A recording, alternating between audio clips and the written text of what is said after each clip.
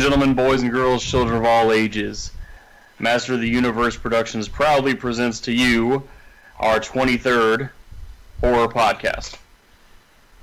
And what are we watching today, Christopher J? And, excuse me, mea culpa, corrections here. We're actually our 24th. We just did our 23rd. But today, our 24th horror podcast, we will be analyzing Friday the 13th, Part 5. That's right, dude. So Friday the 13th, Part 5, Joey Cage with Christopher J, released in 1985 on a budget of about $2.2 million, but about $22 million, so not as good as the sequels prior to this one here.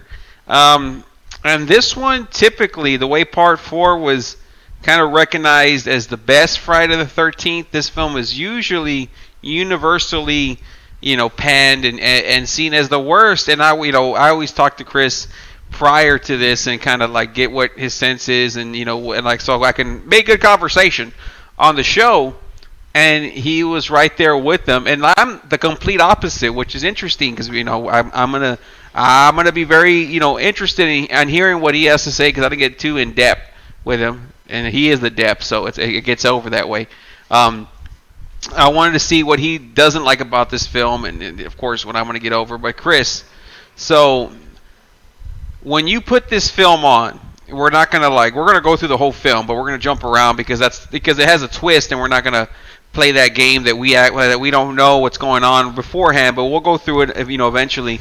But when the film started and it ended, were you at all surprised? Was it fulfilling to know that this film doesn't start, it's not the real Jason? I mean, that element of it was definitely a shocker. Viewing the beginning of the movie, I was very, very hopeful. I was like, fuck yeah, this is going to be badass. I can't wait to see where this goes. And I got to say, as the antagonist here on this particular podcast episode, I was pretty let down. I was pretty disappointed. That's not to say there were no positive parts at all, no good parts at all, but for the most part, I'm pretty down on this movie. Okay, great. Good for you. So, the thing with this one, folks, in case y'all don't know, Jason's not the killer. It's actually Roy Burns who ends up killing everyone because his son, who's in a fucking troubled youth center because his mother died, so he's like a foster kid, so he got sent there, and sees his son murdered by this fucking maniac. Looks like Clint Eastwood, but the angriest person in the world. So he goes on this rampage, and I kind of took it. I don't know if you did, but maybe you see it now. Who knows? But I was throwing this shit at you because I was kind of asking myself, are we supposed to think that Tommy is the killer and that Tommy's because I didn't see it till I didn't, like I told you on the last podcast on Jason 4, I was like, we really don't see too much of Jason. And then with this one, we really don't see too much of Jason either towards the end. And we kind of, I'm assuming we're supposed to think that Tommy, because Tommy Jarvis returns, but he's supposed to be a little bit older, of course. Are we supposed to think that Tommy's the killer, or did you ever did that never go through your mind, or that never even? I mean, maybe I started doing some intellectual gymnastics about it at the very, very end when they just have the part. Well, I won't go into it, but I mean, the thing is, honestly, I'm watching this movie. I've got the white chalk handprint on my back. I'm just believing what they're trying to throw at me, and I'm actually thinking, oh, that really is Jason, and he's once again back, horrorizing everybody, and then lo and behold, we get that Vince Russo swerve at the end. Yeah, the Vince Russo swerve, motherfucker. So let's go ahead and get into this one. I really like the intro because, unfortunately, Corey Feldman doesn't play, Tommy Jarvis as I guess he would have been in this film. I mean, he only would have been a year older, but this film's set a couple of years later. But I think they would have changed that, knowing that Corey would have been in the role. But he wasn't able to do it because he was working on this little film. I did okay, The Goonies. So they did do this scene where we see the beginning of, it's like a dream sequence. And they did that in his fucking neighbor's backyard because I guess they couldn't schedule him doing it. So I thought that was, go ahead. That was cool. And the backstory on that is that this cameo got done while, like you said, while he was filming the Goonies, and since Sunday was everyone's day off from filming that movie, he was so loyal to one of the films that helped give him his push start in film that he took the time out of his day on his one day off to go do that. It's fucking one day off. So let's go and just go into the intro. Were you psyched out? Because of course it's like a dream sequence where Tommy, in the actual film, the actor that plays Tommy's probably like 23-ish or whatever. But we see Tommy like probably, like I said, a year or two later, older than part 4, seeing like a bunch of dudes, like a bunch of jackasses, like digging Jason up in this super shallow grave, and of course Jason's got his machete and his mask in the grave. Were you like, wow, this is how this film's starting off? Because I liked the intro, because I was like, whoa, this is like kind of fucked up, like they're like uncovering Jason. That's the thing. Like, I love the intro because it's like, for me, I wasn't even so much worried about the motivations of the guys digging him up and uncovering. I mean, of course you're gonna be. Of course, I did think to myself, well, why the fuck would they be? You're like, that's something somebody in the Friday the 13th film would do. Is that? I won't mention his name, but is that guy a horror film type dude? I don't know. We're always into band stuff, so I never asked him, dude. But that's funny. He would, if he had that same charisma for horror movies, he'd probably get over, right? That sounds like something that would get over. Yeah. Yeah. I'm just thinking to myself, like, it did cross my mind, why the fuck would they be digging him up? But at the same time, I'm just stoked because now here you are, you've got a carryover character from the prior, and he's witnessing this happen. And like you said, it's badass how Jason rises up from the grave and kills these 2 clowns in the process. And you're like, you're like stoked. Like, it's a horror movie. You're like, this is gonna be fucking badass. Yeah, it starts off action like I guess like the first one starts off with Pamela stabbing someone, so like right away you're interested. Part 2, I'm trying to remember. Oh yeah, it starts off with like the flashbacks and but this one really starts off with couple of knockout punches. We see Jason right away, and I like that about this film. So I mean right away I was like, oh, this is cool, And some people, like I said, like we were talking about it earlier, like some of the other Jasons or Friday the 13th are more psychology. This one I liked it because it was a lot of action. So some people, like, they hate over the top. I guess some people, they love ECW. And this is kind of like an ECW type Friday the 13th, even though Friday the 13th is like ECW in its entirety, but compared to the other Friday the 13th with more psychology, they're more NWA. But think about this. How psychology do you have to be when you're this deep in? It's not like it's their first time touching and everyone's like, ooh, what's going to happen? It's like, no, I mean... Exactly. You can come in hot, and that's what this film did. It's like, okay, we've had, to me at least, we've had 4 films that have been very similar. Would you agree with that prior to this one? Absolutely. Okay. And this film, even though I don't like the twist, I think it's stupid, I like the film. I don't like the story. I don't like, if you're like, if you saw Indiana Jones, right, and like they were saying, well, like the whole film was, the same thing, but one of the relics or whatever wasn't the real relic, would it change the entirety of the entire film to you? Like, no, I had fun, but I think it was stupid that they just shoehorned that it wasn't real. It wasn't the real, Ark of the Covenant. It was just a working one. Well, you kind of ruined the film. But you still had fun anyway, but you didn't have to throw that little swerve in there just to swerve it. You know what I mean? Like, even if they would have said, well, it's Jason's dad, I would have been like, yeah! You know what I mean? Like, fuck it, it's the weekend, but Roy, the fucking, I would put it like this, if I'm sorry for cutting you off, if you needed to finish the thought, please go ahead. No, I was done with that. I mean, you mentioned Roy and that's it, dude, but go ahead. In the vein of what you're saying, like dumb twist that can kind of pour ice water on the movie in some ways, but at the same time you still had fun with the body of the movie. Yeah. So like here, I mean, I guess the best analogy for me, being like a wrestling freak my whole life, like it was kind of like for me, wrestling, the interest in it started fizzling out for me in 5th grade, and then I get to middle school and I start saying to myself, you know that I don't really. Would say to myself because there'd still be other people like watching it and they talk about it like at gym class or whatever, and I'm like, you know that wrestling stuff's probably fake anyway. And then eventually you start, and you get 7th grade, 8th grade, you start analyzing. You say to yourself, gosh, you know, boxers only fight once a year, and yet wrestlers are fighting every night. It has to be fake. And then you start analyzing this and who does vertical suplexes in a real. You start saying all this stuff to yourself, and then, but eventually, like, even though you've realized it's a work. Then something like a Hollywood Hogan comes in, and he turns heel, and you're like, wow, that Hulk Hogan guy grew up with, you know, Mr. Goody Two Shoes, and now he's a bad guy. Or, wow, that stunning Steve Austin, you know, he shaved his head, and he's walking around calling people jackasses. Man, when did that happen, you know? When did that happen? So, like I said, it was a dream sequence in the beginning. We get. I laughed at your. You know, like I said, we're not going to agree on this film because you've already got your way, which is fine. I'm complete because I don't want anyone to think exactly like me on anything. So just, you know, heads up, folks. This is all in good fun. But you're one of your like things you didn't like was like, oh well, Tommy Jarvis, like we're not. I don't even know Tommy Jarvis was supposed to be him. Like when he wakes up from the dream, and I agree.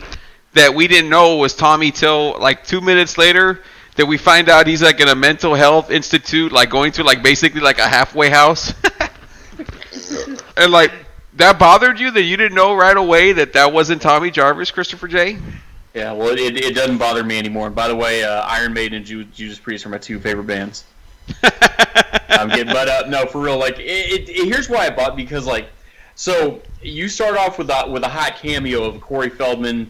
Still probably age 12, even maybe 13, whatever, and you see him in that scene, and you knew what he looked like the prior one. Okay, so now here we fast forward out of that scene, and you go to this guy in this van, and he's waking up from that, and then, you know, you hear them say the name, and that's what indicates this to you, but it's like I couldn't reconcile the two because he looked so much older and so much different facially, and yes, it's John Shepherd instead of Corey Feldman, but it just, and you were right, but you were dead on the age. He was 23.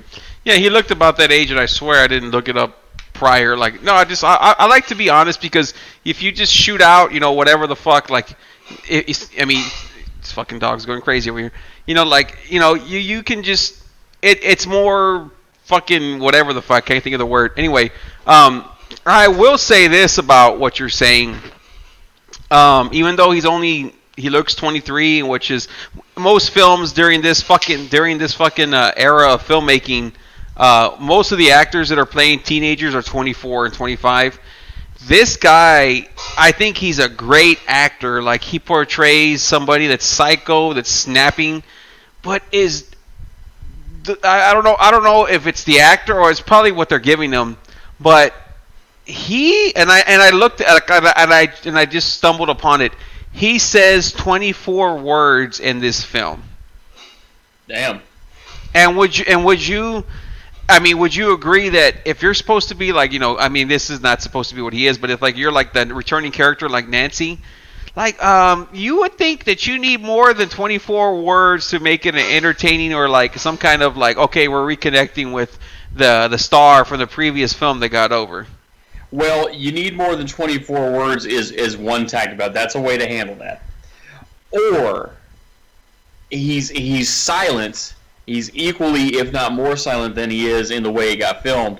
But he's so much better of a nonverbal improv actor that his body language and his facials and his demeanor gives off things in certain situations. That could also be a way to go about it. Or, like you're saying, have him talk a little more. And when he does talk, he's like, oh. Well, you don't have a returning character. I think, like, some of the worst characters, we'll get to Halloween and you'll see what I'm talking about, but you don't have a character that, I mean, he wasn't loved in Friday the 13th 4, but at least he survived, and you have him, you know, he's fucked up. But, I mean, I understand he's not the same actor, but why have somebody come back that we know and he's like boring?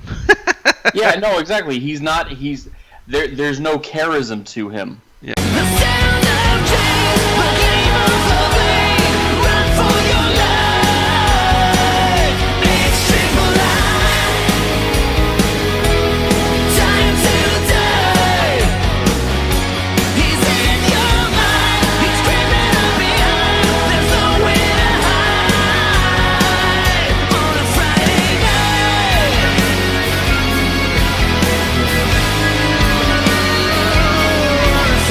get to the Pinehurst Youth Development Center. Like I said, it's kind of like a halfway house. So I guess he was like in a mental institution, and he's there with Dr. Matthew Letter, who is from Indiana Jones. You remember that guy? I don't, because I only watched one of those movies and I was like 6. Oh, okay. So, no, that's fine, man. So, in Indiana Jones and the Last Crusade, he's the guy that gives Indy the fedora in that film. So, I saw him right. I'm like, where is he from? I'm like, oh, it's the fedora guy. So, you know, and it kind of, this film, again, too, like, I'm going to try and get it over. I understand if you don't like it, that's fine. But right away, I kind of got interested in it because it reminded me of A Nightmare on Elm Street 3, because we have all these kids that have these problems, and they're not like the kids from the other, you know, Friday the 13th that are just there to party and just there to have a good time. Like, no, these kids have problems, and they're there in this place together being looked after. I think it's kind of dumb on certain things that we'll get to, but I was like, I kind of got that vibe right away. Not saying that it was,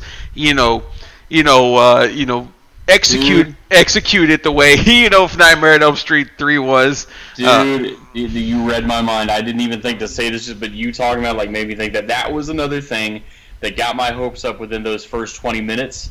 Was knowing that Tommy is going to a psychological facility, not a state hospital, but like, basically like if you don't want your emotionally disturbed kid in the state hospital, then you have him go to this type of place.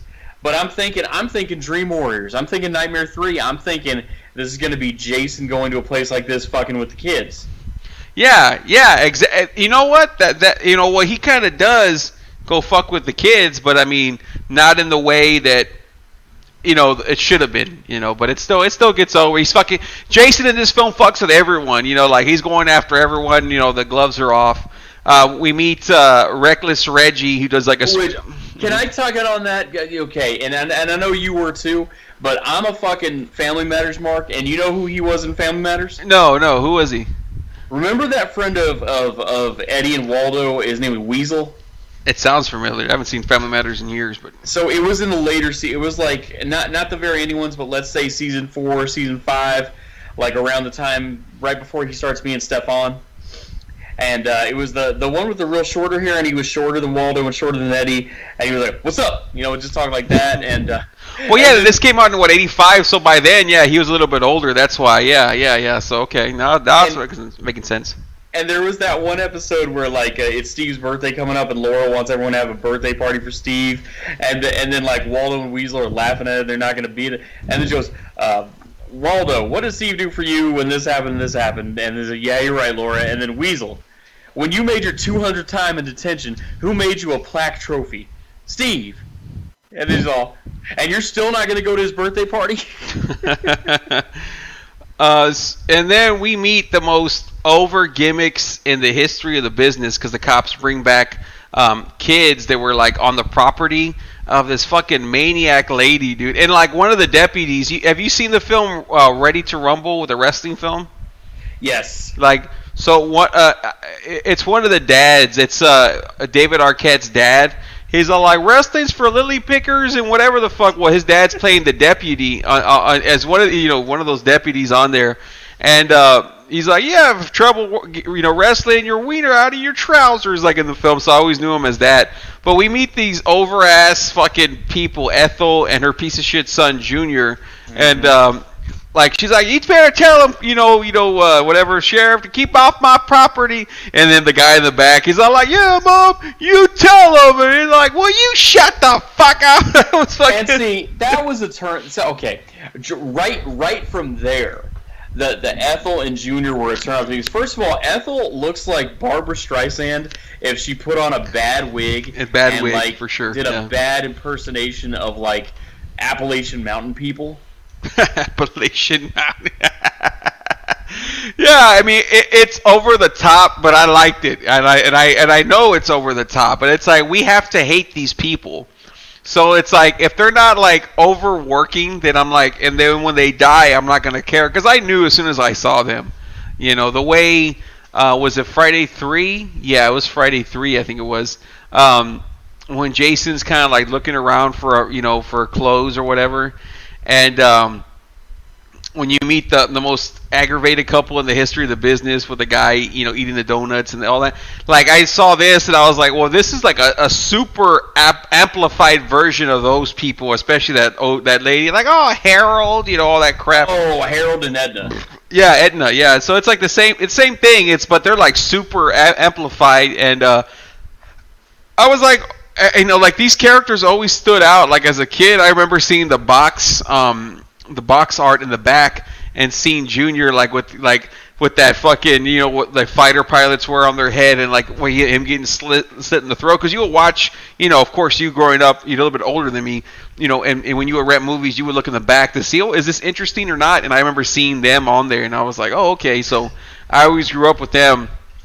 And anyway, this is where all the stuff really happens. So this guy Victor, he's cutting wood. And it's the most... This whole movie's ridiculous. Like I said, I'm fine with it. It's a Friday the 13th film. To me, this is what a Friday the 13th film's supposed to be. Some people, like I said, they like the psychology shit. But Victor's cutting wood, and Joey's like talking to these chicks, right? He's like, y'all need help with folding laundry. He gets chocolate on it. And then he goes to Victor, and he's like, hey, I forget exactly what he tells him, but Victor's like, will you just leave me alone? And he's like, okay, but just so you know, I think you were really out of line. Oh, he puts the chocolate bar on the log, and Victor cuts it, and then that warrants a fucking axe to the back of the head or to the back or whatever the fuck, which is our first kill. Yep. And I'm like, why is he so fucking angry? Just because you're out of line. And when I saw that, I was like, wow, dude. Like, because the first two kills, when Jason comes out of the grave and kills those two, they don't count because it's a dream sequence. Yeah. But so, the paramedics get there, and then again, like, because we're no selling that we don't know. Victor Roy sees like who it is, and then it's funny because you see the other paramedic, and he's like, "Come on, Roy, get your hands dirty or something." And I noticed that, like, not even knowing anything about this movie at all, this being my very first time and having read nothing about it, I noticed that, like, they focus in on his gaze on a freeze frame, and they play that kind of spooky, like, bumper music, and I'm like, what was the reason for that?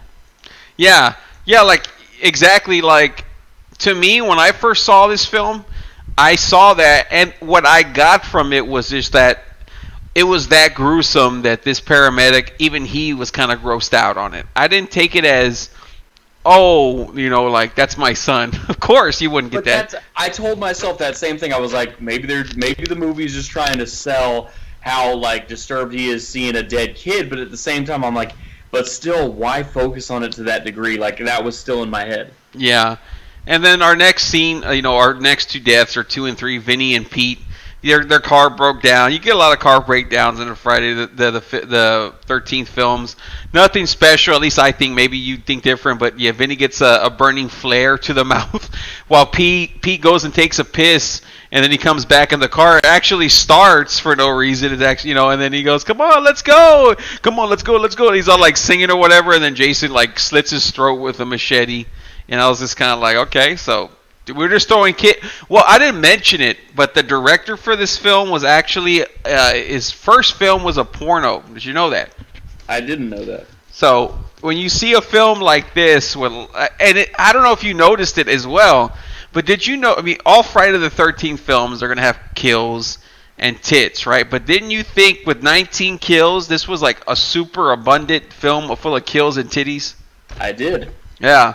So, after all that, go ahead, dude. Go ahead. The thing with Pete and Vinny is, like, those two guys were very, very, very, very short-lived characters, and, like, they just kind of popped out of nowhere because, like, they're two guys, and one of them's kind of an asshole to the other one, and then they're having car trouble, and then they get killed. It's like, okay, they weren't strongly involved for any other reason except it's just to give Jason a couple, quick wins, I'm glad you said that because with him being a porn director, it's like when you make like a porn movie, not that I've ever made one, but when you, like, if you're making a porn movie, right? Like, if there's too much dialogue, you just have to have a sex scene, right? Because people are obviously watching a porno to see people fuck. So it's like, Jason's, we had Victor like do something, but that was our first kill and actual kill. Let's just have these two idiots that have nothing to do with the film just get killed. And that's what it felt like. It was just like those, that quick, fuck in the film, it was like, all right, let's get somebody over. But wrestling reference. This is like when Sid came back to WCW in '99, and he was doing that feud with Goldberg to have the same number of wins. So every chance he got, he'd bring a referee, and he'd like powerbomb some jobber, and then get to have the referee count the 3, just so he could get to the same number of Goldberg wins. Yeah. Oh fuck. So this was one of those scenes too. It's like Tommy's looking in the mirror. That's what it was, and Tommy's like going crazy, like grabbing his head, and he's like remembering killing Jason, like he's hearing it in his head. And I felt like the guy, like I said, I don't like his character in the film, but you truly believe this guy, or at least to me, like he's got problems. And then he's like, I don't know, when you're watching this film and he's like looking in the mirror and he sees Jason like behind him. I don't know if you see that. He's got like an axe or something. Like, did you think that Jason was really there, or were you like still like, oh no, this guy's just hallucinating, he's out of his mind kind of shit? I didn't know, to be honest with you, because the movie has done tricks like that in the past where, like, you think Jason's coming and they fake you out. Or maybe he is, and then before you know it, he's fucking dead, and they just show the aftermath of the strike. Yeah. When I first saw it, again, like, this is me young, I got scared when I saw Jason in the mirror. I'm like, oh shit, he's gonna kill Tommy. The same way like Jason had killed what's her face from part 1 going into part 2. There's no holds barred for Jason. He can kill anybody, so I freaked out once that shit happened. Was her name Alice? I think Alice in the first one. Alice Hardy, yeah. Yeah, so I thought like, wow, like, damn, he's done for, and like and then once I realized, oh, he's still going crazy, I'm like, wow, this fucker's really out of his mind. But once we got past that scene, then I began dismissing all the other scenes where he would have visions of him. Yeah, so after that, I kind of like told you, yeah, for me, the first one, it scared me. After that, nothing else. I was just kind of, okay, whatever. And then we had like I just had to throw it in because it's not, like a film that has anything to do, plot changing. But I was just laughing because like Ethel's like cooking. She's like feeding slop to Junior. He's there souping it out or whatever. And I make the best goddamn stew in the whole wide world. And he's like, oh yeah, best whole stew in the whole wide world, mama. And I was like laughing. I'm like, man, what the fuck do we really need this scene? Like, it's so ridiculous. But it's like, I guess wanting to amplify again that these fuckers are like stupid and we want them dead. And I was just laughing. I was like, oh, that's Chris, dude, because how he just repeats everything she says. I mean, it's just that those characters got on my nerves, especially the dumb son. But and then how about did we touch on Lana and the EMT? Go ahead. What was it? Billy. That's the name, Billy. And he's the one that said, "Okay, shithead, just sit in the van. I don't care." Well, I was getting to the next. The next scene. No, you're fine, dude. So, I know that I think it's the someone's dying or some bullshit, and they find the bikers. They find the bikers' bodies, and that's when the cops are there with the EMTs, and he's like, "What the hell is going on here?" And then Roy like turns around. He's like, "You talking to me, Sheriff? You talking to me?" I don't know if you remember that scene, but like they're because I was like kind of like, well, this is out of nowhere because you really don't see too many Friday the 13th films where like the cops actually are finding the bodies in the middle of the movie. You know what I mean? Right. Like, yes, they're at the end or the beginning. Yeah, so I was kind of like, what the fuck? Like, wow, the cops are there, right? You talking to me, Sheriff? You're talking to me? I was like laughing because I mean now I'm wise to the business, but again. Like, they don't, like, they're leaving you, references or kind of like clues, but like, who the fuck's gonna take that as, hey, I'm Jason, I'm the one killing everyone, you know what I mean? Like, you're talking to me, Sheriff? And then, yeah, the driver for the youth, that's the same guy that was dropping off Tommy in the beginning of the film. I don't know if you recognized it or connected him, but yeah, Billy, he's there, with this badass car. I don't know where he got it with those funds, but he's picking up Lana. And, like, she's, like, super fucking hot, like, compared to him, like, what the fuck is this guy?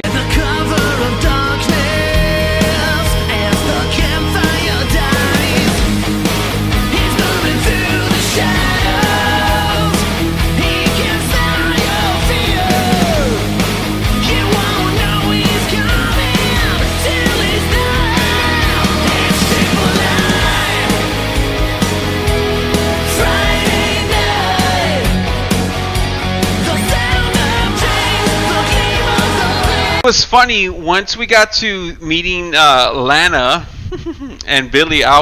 He's like, hey, you want to go over? We don't come out, hang out, or whatever the fuck. I was like, what?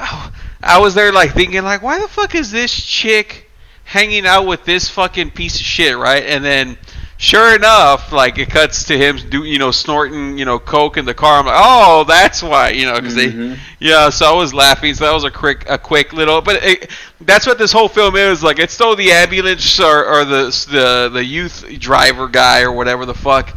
And then some chick that works at a diner as the deaths. And yeah, Billy gets an axe to the back of his head, which is our fourth kill. And then Lana gets an axe to the gut. Kind of throwaway characters, but Yeah. And did you see how he was like all like his lame pickup lines like, yeah, I just wanna side a Lana with nothing on top. Yeah. Oh fuck. It was so after like the kills happen again, we don't see who's actually doing it, right? And then like it pans to Tommy right after that, and like I was thinking to myself, like, are we supposed to think that this is like again Tommy killing it because like he's outside like staring at like chickens, and again he sees Jason, which is like very Halloweenish, when Laurie Strode looks outside and she sees like Michael, but and then he goes away. But I was thinking about all that. And then we go to the sheriff's office, and I was like, "Is this the mayor?" Because he's like, drilling the sheriff, and he's like, you know who it is, and I know who it is. It was Jason Voorhees. He's like, Jason Voorhees is dead. His body was cremated. How many times I got motherfuckers say that? Yeah, and I was like, so knowing that, that Jason was cremated, is it going to ruin? Because we're only on part 5. We still have a few more sequels to go, dude. So are you calling the mayor a liar? I mean, I that lost me because like, and then, he tries to be funny. He takes the ashtray and like pours ashes on the floor, and then of course when he walks out, that's when the sheriff gets all pissed off and throws it at the wall. But like that lost me because like I'm like, Jason got cremated. When was that? So like I'm to infer that at the end of part 4, I guess they find his fucking dead body at the house, scene of the crime or whatever, or scene of self-defense, whatever, and then they take him to the coroner's, fucking place again, and then they decide to, cremate him, I guess. I mean, his body didn't move the second time he goes to the morgue, and I don't know. Jason got creamed. Who knew? So then we're at the woods, right? And when we were there with Ethel and Junior, there's a guy. His name's Raymond. I had to look his name up, but he's asking for work. And again, with this film, just characters thrown in there so they can die. He's snooping on Tina and Eddie, and Tina's like the finest chick in this film. She's she is just like wow, and she was actually like a teacher or whatever the fuck. And she had said that she had lost like teaching jobs because of this film and shit. So fucking and you can imagine. Well, this scene was actually like 3 minutes of them fucking, but of course, when you got a porn director and the MPAA, they're gonna cut that shit out so you don't get an X rating. So it wasn't. I was wondering why the sex scene was like 10 seconds long, and I was like, oh okay, yeah, of course, it's not a real porn. So that chick was just hot. They show a lot of tits like in this whole fucking film. And Raymond, not that Stingray Raymond, but he's out there, the guy that was asking for help earlier in the film. He's our 6th death. He's out there snooping on him, and he gets his stomach stabbed and shit. And then Tina, like while Eddie goes to go rinse off or whatever, she gets her eyes gouged out with shears, and like I was wondering, I thought she had got like her head chopped off or something. That's what I thought initially. But when I agree with you, that death was confusing. He had those hedge trim lopper things. Yes, the hedge trimmers. Yeah, that's what they're called. And yeah, you can't really tell exactly. And that's the thing about a lot of these, not just this one, but this has happened a couple other times in a couple other the Friday 13th. Like you see an object, an instrument being used on someone, but you don't know exactly what the cause of death with it was. Yeah, what the fucking outcome was with that shit. Yeah, I saw that, and I was like, did he cut off her head? And then, yeah, Eddie comes back, and then we get, like, an ass shot, of course, and then he sees, like, her eyes gouged. I was like, oh, fuck, and then he gets his head, like crushed against the tree, which I thought was a very clever death. Do you remember that one where? Yeah, he's using that belt and he's tightening it. Yeah, the belt with the tree branch or whatever, and he's like twisting it. And I'm like, well, if it's not the real Jason, I don't know if anybody's strong enough to do that. You know what I mean? Like, I mean, you could, but it's got to be the real Jason to get himself over like that. At least that's what I was thinking, you know. But and then we go ahead and meet Demon and Anita. Demon is Reckless Reggie's fucking brother, and it's a real quick scene. Again, it feels like, you know, now that I'm talking about it, because I wasn't like sitting there saying like, well, I'm going to say this and say that. I just kind of, you know, got everything written out on what happened. But now that I'm saying, I'm like, man, we get introduced to a lot of people, and then you were even saying too how like you're getting a lot of people thrown in there, but no one gets over. Like, I like everyone in this film, but it seems like, god damn, there's a lot of fucking people in this fucking film. We meet Demon and Anita, and they're just there to be introduced and killed.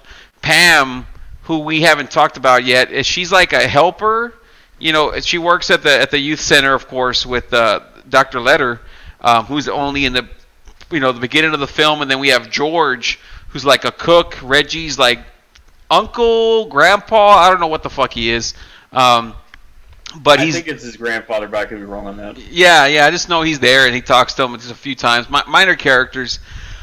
And so they go out there to, you know, hang out. Pam's all like, you know, let's go meet your brother. And I thought it was funny. It's kind of charming, you know, when they're meeting Anita and Demon, because Demon's like, he wants some enchiladas. You know, he's like, you want about pizza? He's got like all these different, like, garbage food for most people. But like back then, like, it wasn't as readily available as it is now. Like, you know, us exactly in 2020, we can go down the street, we can get enchiladas, we can go get a pizza from anywhere, typically really late, tacos, all that. But you have to imagine 1985, dude. You remember 1990, of course, 1995, and it was a lot harder to get food anywhere compared to, you know, Can you imagine 10 years before that? You know, like, so it was kind of like, wow, you know, he's got all these, you know, junk food. I guess people were like, wow, you know, back then. Back then, like, the latest McDonald's to be open was like 11 o'clock at night. Yeah, and I laughed, dude, when Reggie's there and he's like, this is my girlfriend Anita, and he's like, yo, Pam, come here, baby, and he's like, she's my girlfriend. I was like, I was laughing, dude. I was like, this motherfucker Reggie gets himself over. He's such a lovable baby face in this movie, but then on Family Matters, he's such a jackass. It's like, yeah, he's just throwing it in there for you to giggle, you know. And then you know, Tommy's with Pam and Reggie, and he likes, you know, he's like just wandering, doesn't say much, and he goes on to the. At first, I was like, I was kind of confused. I'm like, what's Junior doing there? Well, Tommy wanders onto the farm for Junior and Ethel, and he ends up just beating the shit out of you know, Junior. And I was laughing because I don't know if you really paid attention, but I did. And I was like, I saw him. I'm like, wow, he's got some really good moves, you know, fighting wise. I did pay attention to that. I was like, put him in the octagon. Well, no, put him in the octagon, but he was a stunt double. Like, I saw the hair, because I was like, oh my god, like, you know, a super stunt double. Because like when you see the difference, like the difference in the hair, because you don't pay attention like this, because you're just looking at the arms and the legs when they're fighting, you know. And then I saw the hair, and I was like, "Oh my god!" Like, the stunt double is so obvious when you look at it, because yeah, the fighting was great. I was thinking, it's like some Ip Man shit, you know, from these fucking recent movies. But they end up fucking taking off, you know, because you know, he's about to kill fucking Junior and Pam. We're like, let's go. So they take off, and then we're left with Demon and the outhouse scene. Do you remember what I'm talking about? When I vividly remember it. And here's the most thing. We forgot to address the most over thing about Demon. It's not his, you know, cool van or smoking weed or all the finger rings or the food and, you know, Nita and all that. That's not the most over thing about, or that is a cool older brother to Reggie. The most over thing about Demon is that Jerry curl without even dripping. Dude, that hair gets, he's like, hey, what's up? You know, but that hair, though, yeah, I'm saying, yeah, that's that Michael Jackson Beat It look, dude. That's like, fuck, dude. Yeah, I was laughing when I saw that. That actor, he comes out in another movie we're going to eventually do, and you're going to remember him because he is even better in this other film, and he's in there a lot longer than this one in Return of the Living Dead, so I can't wait till we get to that one. But yeah, he's like, he's there with this chick, and he's like, "Them damn enchiladas." I know, that was goofy. Like, that was kind of like, I'm like, this is a horror film. Come on, it was kind of like dopey. It was kind of like Dumb and Dumberish, but like, and Miguel Nunez, that's his name, by the way. Yeah, that's his name. He's probably like Cuban or something. I don't know what the fuck, but with a name like that, he can't be, or Puerto Rican, he can't be. I thought he was just straight up black, but you know how like the Puerto Ricans and all the other motherfuckers are like, you know, with a name like that anyway. But I started laughing when he's there, and she's like, the thing shaking, and it turns out to be his girlfriend Anita. And then he gets all like, "Man, bitch, you're gonna get it when I get out of there." And she's like, "Oh, baby, ooh, baby," whatever the fuck. And I was laughing. I'm like, she's singing to him while he's taking a shit, you know? Yeah. And, well, he ends up, you know, it starts getting quiet and shaking again. Anita's got her fucking throat slit, which is our ninth kill. And then, you know, Demon gets a spear to the stomach because, you know, working Jason. Have I been saying Jason all these kills? But Roy, I should be saying Roy, you know, does the spear, you know, through his stomach and kills him. So I'm like, wow, like that's fucked up, you know. So I like this film. I like about it that it's been constantly changing, like, locations. You know, like, instead of just being in the lake, things like that, it's been doing kind of a, you know, a mix up of things. So that's one thing I enjoyed. But Pam drops off Reggie with Jake and the other kids, and she tells him, like, you know, hey, you're in charge. And can I say, that was something I also liked. I mean, even though I was very critical of this movie, like, 4 kind of began it, and then this one took it to another level, like, getting away from just being in the campgrounds area. Yeah, that's it. And, like, do you, because they don't mention Camp Crystal Lake, I think, but, I mean, we're supposed to believe this is right by the lake. It has to be because Tommy's back there. Everyone knows who Jason is because, you know, for obvious reasons towards the end. But they don't really make any references to Camp Crystal Lake, do they? Not that I remember. And the other thing, too, is, like, even if it's not Camp Crystal Lake per se or Camp Blood or whatever the fuck, it's just always, like, it always has to be, like, in a fucking woodsy, kind of small-town campgroundsy type area. And I'm like, no, you know, it'd be okay. We don't have to wait till fucking part 8 for him to get out of the world. Yeah, it's about time, right? Yeah, I think that's why I enjoyed it, is because, you know, the first 4 films, everything looks the same. You're like, well, tell me one, you know, scenery besides the farm in part 3 that I love that you're gonna remember. And it's like, well, I mean, you know, it's just woods, farm, lake, woods, farm, you know, like, and the farm was thrown in part, you know, 3, like I said. Anyway, we meet these characters earlier in the film, but, like, there's so much shit going on. Like, when we meet the Dr. Letter and they're bringing back the kids, we meet the lot of them, you know, with Jake, Robin, Violet, you know, they're having dinner and all that crap. So we meet these characters, but they don't do much, and, like, they kind of have their gimmicks or whatever. And, like, I started laughing. I'm like, so you're gonna have a kid who's an orphan. You're gonna have a kid who just, like, jams out all the time with Violet. You have a kid that stutters. You're gonna have a kid that's like a fucking maniac with the axe.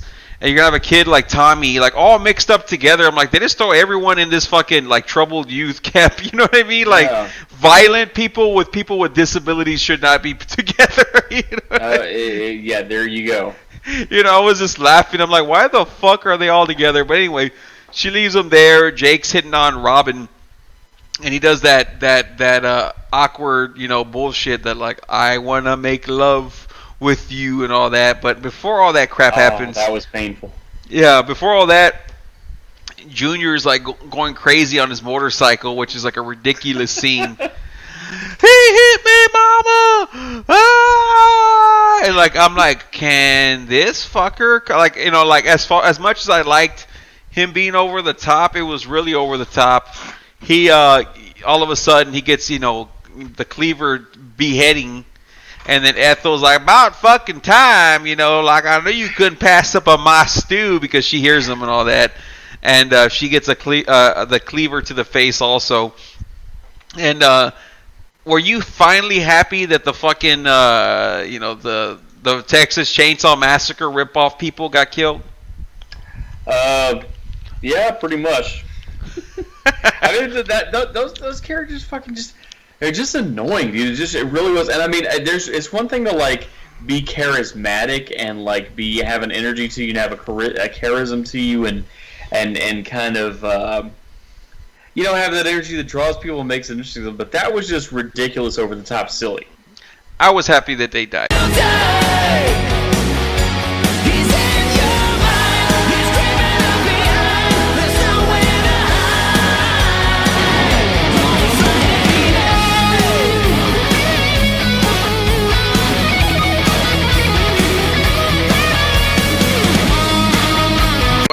Well, when you saw them, did you like get that Texas Chainsaw Massacre kind of vibe? I don't know if you've even seen them, but have you seen like the remake or any of the Texas Chainsaw Massacre films? Years and years ago, I saw one. Like I said, I was kind of buzzed while I was watching it. But so you didn't really like get the. I'm sure when we do the Texas franchise, you're gonna be like, is that Ethel and Junior? So I got that vibe from these folks, like just trash or whatever. But yeah, when Jake hits on Robin and I want to make love with you, whatever the fuck, he's our 13th death. He gets a cleaver to the fucking head, and I feel bad for him. I'm like, all right. So Robin, the redhead, she has like a weird mullet redhead thing going. I was just like, wow, And then she goes upstairs. I was just like, out of all, like, I wasn't freaked out that she got the machete, from under the bed kill, which you've seen a few times in this franchise as number 14. Oh, yeah. But I was more shocked that she was like going to bed like in such a fucking crazy place, like without a top on, like just straight up. I'm like, wow, she's just going to bed with no shirt or anything in this fucking maniac motel, basically, Then our 15th kill, we have Violet, and Violet, she's the rock and roll chick of the film. I like her. I like her. Did you know her mom is the mother for Kirsten? And I didn't even. I didn't even pre-think this out to mention Nightmare on Elm Street 3, but her mom is Kirsten's mom from part 3, and then of course 4, she's reprises the role, but her real life mom is that lady. Kirsten! Really? Yeah, Kirsten, get the hell away from that house! Then you're like, every time I bring a man, yeah, that's her real mom, this actress Violet. But yeah, the whole film, she's like always jamming out, but she's doing like robot moves. And I love like her scenes because they stand out, right? Because you don't see anybody really have a real gimmick that you kind of like, just like, that's not over the top. It's over the top, but it's not like harming anybody, not trashing them on a public forum. Yeah, exactly. So, and I laugh because like Jason, I say Jason, but quote unquote Jason, sneaks into the room to kill her, but then like she turns around and like he's gone. I'm like, oh, so Jason's like he's a ghost now. Very interesting. And that's the thing. I was kind of lost. Like, I didn't see kind of what Violet's psychological issue was that she would be in a place like that, because she was just a cool chick who kind of like. That's a good point. Yeah. Yeah. No, that's a good point. I was like, well, yeah, what was her problem? She liked to jam. She likes to jam, and I guess she was a rocker. I guess rockers were frowned upon, which is true, right? I mean, people that liked, like, what do you want to do with your life? And those Twisted Sister videos and shit. No, I know, and that's the thing. Like, she's the type of chick, like, she's not going to let just any old guy hit on her and date him and stuff like that. Like, it's got to be the exact right guy that she connects with and can chill with, and then you're always going to have a really cool chill chick with you. Yeah, and like I said earlier, well, Pam dropped off Reggie there so Jay could take care of everyone. But Reggie wakes up, because of the thunderstorm that's going on. Because every I'll say Freddy, I sound like you now. Every Friday the 13th film has to have rain and a thunderstorm, dude. At that ending scene. I mean, if they don't have that, I mean, it's not a Friday the 13th film. Yeah, I'm noticing that trend. And so he's like looking around, and he's like looking for Tommy. He's like, Tommy? And he goes to Tommy's room, and then he finds like a bunch of bodies stacked on the bed. And then, like, of course, Pam does that Christopher J teleport, and she's there at the house with him with the jump scare. This film has a lot of jump scares and fake outs. And again, like when I saw, like, okay, he's going to Tommy's room, and you see a bunch of bodies stacked on his bed. Yeah. And then he's fucking bugging out over it. So then he goes over to the adult, and she bugs out worse than him. Yeah, and I'm like, so are we supposed to think that Tommy's the killer? Like, it has to be. Like, I'm thinking at this point because, like, why the fuck would bodies be on his bed? They could be in any bed in the house, but they're in Tommy's room, right? Okay, you got me there because that was a question I asked in that scene. I said, okay, so we saw where these people got killed. Why did they all then get piled on Tommy's bed? And I'm thinking to myself, is it Jason trying to jab at Tommy because of their feud? Or yeah, it's because of their feud, exactly.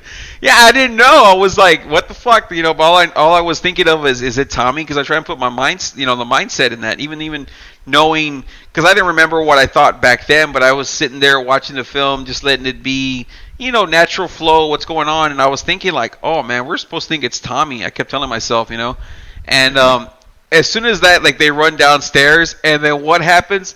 The fucking door like flies the fuck open, and I think it's like the first time we see Jason like in full body, and it's like an hour and 10 minutes in, and I think I actually wrote it, an hour and 10 minutes. I'm like, so now, like, so all the kills we just see like the hand and the weapon, right? But like the door flies open, I started laughing. I'm like, well, fuck it, Jason. And I wrote that down. I was like, Reggie and fucking Robin, they run down the stairs in a traumatized state. He trips, hurts his knee, and then boom. Yeah. Right. It's like a Kane. It's like a Kane intro, right? Yes. Well, not even like a Kane. It's like Stone Cold just. But that's the thing. Like, as much criticism as I had of this movie, that scene and that epic showing of Jason right there, with the no pun intended epic Jason, but that was perfectly shot. Yeah, I saw it and I started laughing. I'm like, man, this movie, like, again, it's like stupid, and I agree, but I have fun with it. I guess that's something that we can maybe meet in the middle. It's like, it's stupid, the whole movie, but I had so much fun because it's like, oh my, like, it's like finally recognizing. Well, not even finally, it's like it's doing that transfer for better or for worse. You know how people like the first 3 Nightmare on Elm Street or first 2 where Freddy's like scary.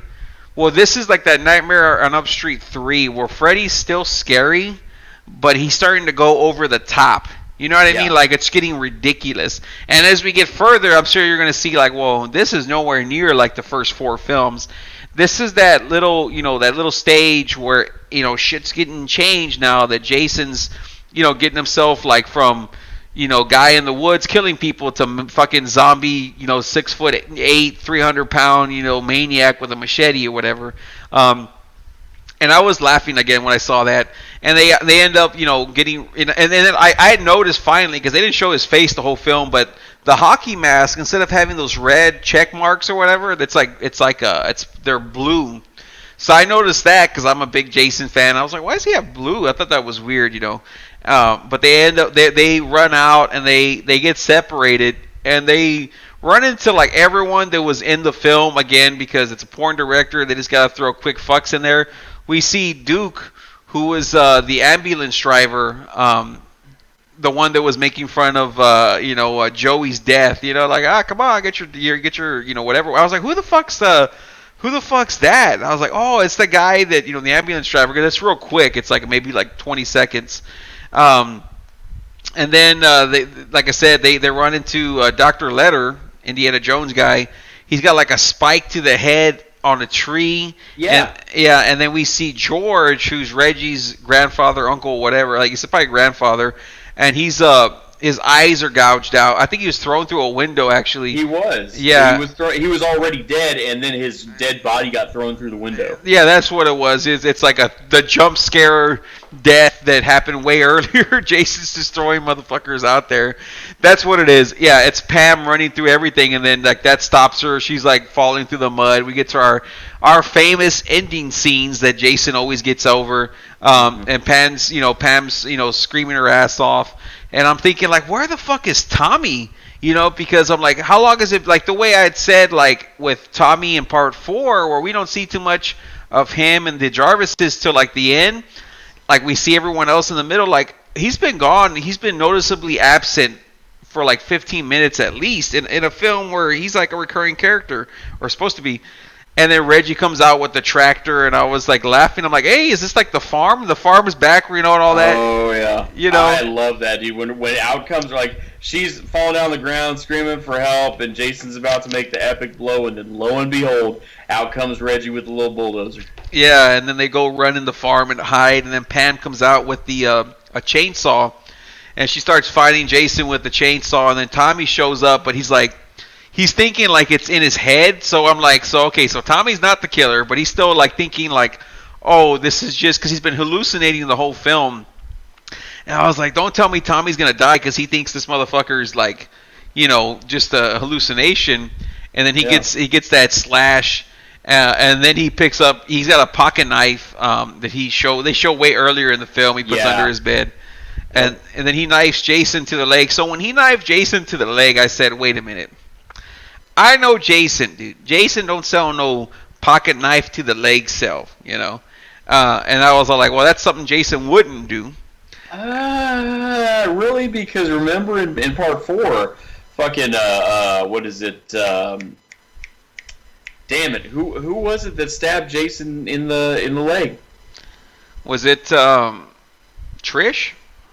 I think it was Trish. I couldn't remember if it was Trish or Tommy. I think it was Trish, and then that's what set up Tommy. Well, you know what? You're right, because one of them's like swinging at him, and he's like backing up. I think it's part 4 that he's doing that backup thing, and you never see Jason back up, but he was actually backing up. Yeah, so no, you're good, dude. But yeah, they're at the top of the barn, and then like they're fighting up there, and he's looking for everyone, and Reggie's jumping around, and Jason gets pushed off or some shit, and then like it's a fake out. He grabs Reggie, because he didn't fall off entirely, like he was hanging on to it. And I was like, damn, like little reckless Reggie like killed, Jason. I knew it couldn't be true. That's what I was thinking, And that's when fucking Tommy pops out, because what happens is Tommy like passes out on top of the farm because he gets slashed. And right. I was thinking Tommy was like just selling the slash so he could like get the the one up on Jason, but no, like he was really passed out after Pam and Reggie are fighting, and all that shit's going on. Like he finally like recovers. I'm like, Jason or Roy, right? Roy would just like let this fucker like just sit there, like he wouldn't like stab him again just to be double sure. Yeah, that's what I was thinking. And Tommy goes up there. And he ends up fucking cutting Jason's hand. I don't know if it's off or I think it cuts it off. I'm not too sure, but he slices Jason somehow or another because all this shit's going on for the past 10 minutes. And I laugh because like he falls off the barn onto the bed of spikes on the floor, which is there. And like the mask flies off, and we could see that it's Roy, the ambulance driver. Yeah, you can't really tell it's Roy, but you could say like that's not Jason, of course. I know, and that's the thing. Like I didn't know it was Roy, the ambulance guy, but I was like, what the like? You see him laying on the spikes, and you're thinking, it's like, okay, cool. Babyface win, the fans go home happy, and Jason is dealt with at least temporarily. And then you see his prone body laying on the spikes, and then the mask is just like torn in two, and like you see the face of this brown-haired adult male.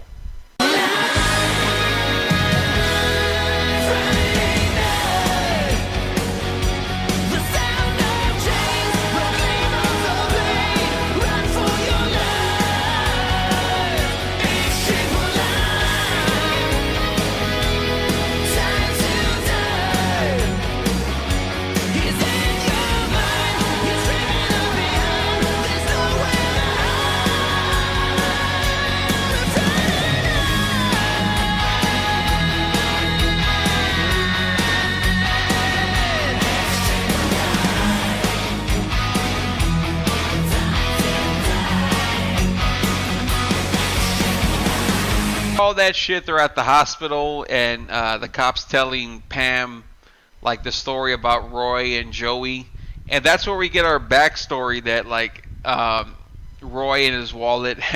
I started laughing because like I always tell you, and like I don't know if you do it like or how often you do it, but I like to listen to podcasts, listen to reviews, get some stuff after I watch the movie, but get some stuff and like get my brain thinking. And I was laughing because the cops telling like Pam like, "Whoa, we opened his wallet, we found the picture of that kid Joey who got killed earlier, and that was his son, and we found these clippings of Jason, and like he used that to try and frame Tommy or whatever." And one of the podcasts, I was laughing. They're like, "Well, what if Roy just had a crush on Joey? That's why he had his picture, because like Joey wasn't a kid, because like when he had the picture, it was like Joey at that age." Already, it was like Joey at like whatever 17 instead of Joey being like 5 or 4. Like when you're like the way a dad would have a picture of a child that was an orphan, not as like almost an adult. I was like, what if he just had a crush? And I started laughing. I'm like, no shit, dude. Oh my god. Yeah, that got a pop for me. But yeah, Pam goes and checks on Tommy. But he has like a dream that he stabs her or some shit, and then he wakes up. And then he sees Jason by his bed, and then he's like, it goes away, and he's like, okay. But then like Pam really goes to his room, and like before she goes there, like he has the mask and the knife from the crime scene, and I'm just thinking like, so they just gave Tommy the fucking mask and from this killer or whatever, and she walks in, and exactly like part 4. We get like it's got it's even worse than part 4, but now we have Tommy wearing the Jason mask with a knife about to stab Pam, in his hand, and I was just like, that was the problem I had, because like knowing what I know, that like Tommy's not going to be the killer. I'm like, did they really just have to keep twisting and doing twists? I was like, okay, how about Jason's the killer and that's it? We don't need to kind of like throw these swerves around, bro. Yeah, I mean that's the thing. Like this is beyond any kind of swerve I ever remember Russo writing, and it's beyond any kind of swerve I remember. Like with fucking Jim Hurd and the Black Scorpion, it was going to be Al Perez, and then they had to Al Perez, the Black Scorpion. Yeah. Exactly. He fucking left, so then Ric Flair has to do it as a rib and all this stuff. It's like, man, dude, it's like, okay, so he's there, and didn't he have the hallucination of fucking like stabbing Pam? And yeah.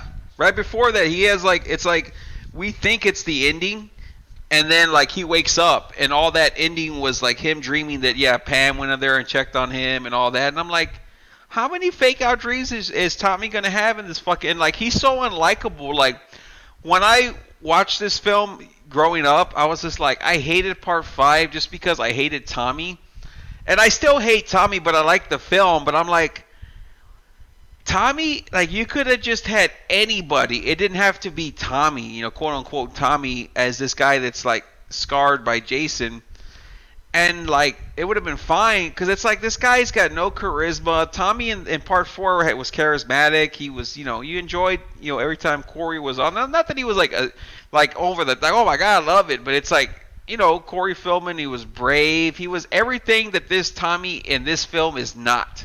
You know what I mean?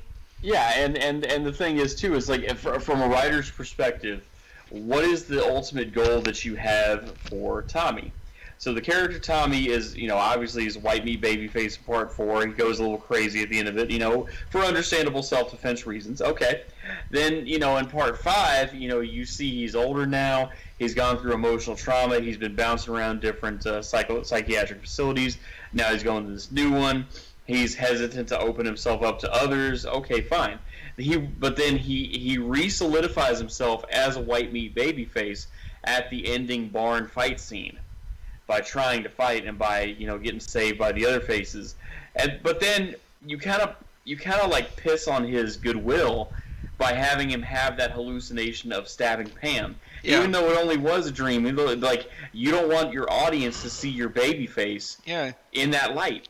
Yeah, he's the savior, and then you're gonna do like a heel turn, like literally like within 5 minutes in the film of him doing that, like that ultimate save, and he's a recurring. It's like okay, like you don't like. It's fine to have twists, but they have to be something worth it. Like, and you have to think about it from this standpoint. Like, okay, we're gonna make Tommy the killer, right? So you have to ask yourself, what is more over? Is having Jason the killer or having Tommy as a killer? Do people want to see Jason, or do people want to and you have to understand that when people, okay, I'm gonna ask you, Chris, when people go see a Nightmare on Elm Street movies, who do they want to see the killer be? Fucking Freddy. Okay, so when you go see a Friday the 13th film, who do you want to see the killer be? Fucking Jason. Right, exactly. It's very I don't want to quiz you, but it's like it's basic, but you're like, is this a trick? Because it's stupid, right? You're like, well, when I go see, a Nightmare on Elm Street, I want to see Freddy.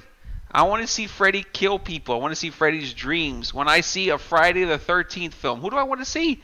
I want to see Jason. Like, that's like when you see these films and like Mark kind of laughs at it. It's like, oh, what does he say about Friday the 13th films? Like, it's not, it's bad acting, and it's not intellectually profound, and it's not it's not very good. But what? Yeah, exactly. But what goes on in those films? It's just a bunch of horny teenagers getting killed one at a time by Jason. Exactly. Is he right? It's like pretty much. Yeah, I mean, of course you got. I mean, there's exceptions to it, but it's like people come to see these films because they want to see Jason, and they want to see Jason killing people, and they want to, like if they can pick who he kills, it's horny teenagers. Because why? We can relate to these fucking people, right? We don't want to see Jason going to an old folks home. Why? Because they don't deserve that shit. Right. It'll be boring. We don't want to make him beyond a shitheel if he did that. Yeah, exactly. And if he went to a fucking preschool, you'd be like, what? Why is he there? But if Jason's there for people that deserve it, that are assholes, that's why they have to have heels, right? You don't want. You're not gonna root for Jason, and I think that's where Jason finally hit his stride. They're like, you know what? People are gonna feel like I said. I felt bad when I saw Crispin get killed. But when you have assholes get killed, like in this one, you got Ethel, and like I enjoy that. So you have to have you have to have that one or two people that are good people, but you have to have the other people that kind of deserve it. They're just there for the sex, to get fucked up, to be a piece of shit, all that crap. So with that being said, I enjoy this film. I think it's stupid as far as they were trying to make it something different than what it should have been. I think this is the worst Jason in the series. Well, not the series, but up to this point, that's had Jason between 2, 3, 4, and this I think is the worst Jason. Do you agree with that at least, or anything like that? I mean, I would tell you it's definitely at the bottom of the 5 for me. I'll tell you that. Who was your least favorite Jason so far in the 5? I mean, he wasn't in 1. I mean, he was in the lake. I'm talking about the film, just the Jason portrayed in the film. Yeah. I mean, my least favorite, and again, it's just only because of the way the story evolves. It's not because I don't think they've had anybody in this movie that I said, man, they're doing a bad job playing. Like I have not yet to see that. I was a little disappointed in the first one because I'm thinking to myself, oh, well, this is Friday the 13th. It's going to be that hockey mask wearing machete wielding guy, and it wasn't that. Nor was it that in the second. It wasn't that. Nor was that in the third. I mean, it took till the third one to get to that point, but I don't think they've used anybody that's been a particular disappointment as far as how they've portrayed the character Jason. Now, I will expand on something else you were saying. Is like people go to the Friday the 13th movies because they want to see him do what he does, which is kill off asshole horny teenagers, which is who he has a resentment for, not only because his mother told him to, but also because they are responsible for letting him get drowned in the fucking campgrounds. Okay, fine. That's his underlying motive. That's who he is, and that's what he does.